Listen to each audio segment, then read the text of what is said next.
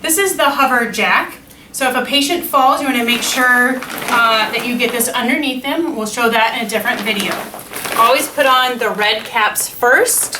Here is where the one-way valve in is that when you put this on, you must hold it on. You always want to go from bottom to top, and it's clearly labeled valve 1, inflate verse, and so on.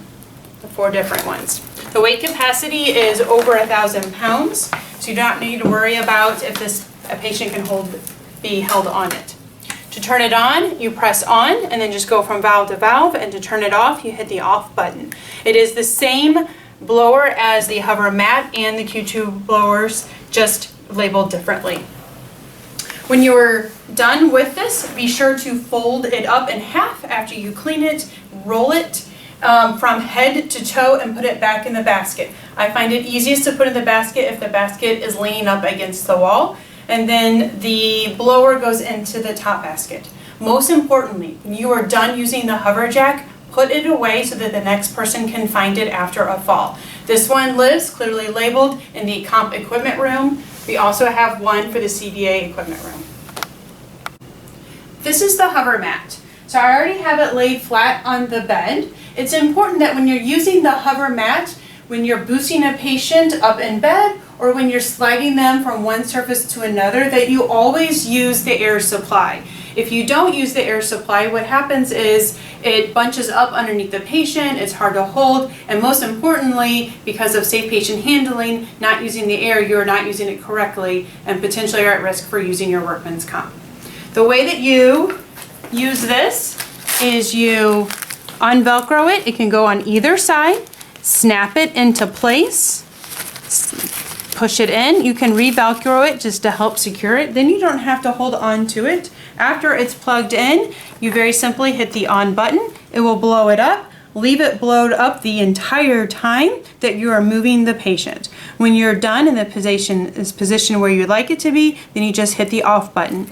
This is the same HoverTech blower as the Hover Jack and the Q2 rollers. They're just marked differently.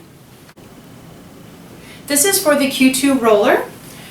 You will find the rollers throughout the hospital. They have a label on where they each belong. This one actually belongs on the CVA unit in the equipment room across from 228. Inside the Q2 rollers, you will actually find the Q2 roller itself already in the basket. I have one pulled out here to show you how you would place it on the bed when the patient is not in the bed. You want to put the center line is clearly marked in the center of the bed. This piece needs to come as high up so it will be on their shoulders, and you can put the pillows over top of it.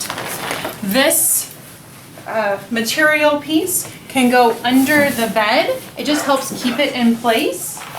It's an option to use, that you do not have to, but I find that it just helps with it. And then the rest of the sides gets folded over. To close the valve, you put on the red cap. You would do this on both sides. This is a one-way valve, so when you put in the air here, you don't have to, when you pull away the hose, you don't have to do anything over it. The air will stay in. The workings of the blower, these blowers are labeled Q2 roller. When you hit the turn button, it clearly states on a little tag, in case you forget, that for every 100 pounds over 100, you press the button extra time. So if the patient weighs 101 to 200, you hit it twice. If they weigh over 200 pounds to 300 pounds, you hit it 3 times, and so on. And then you hit the off button. This is the same HoverTech blower as our Hover Jack and Hover Mat, but that's what these buttons are, and you don't need to touch them. When you are finished with it, be sure to put it away where it belongs after it's cleaned so that the next patient can find it.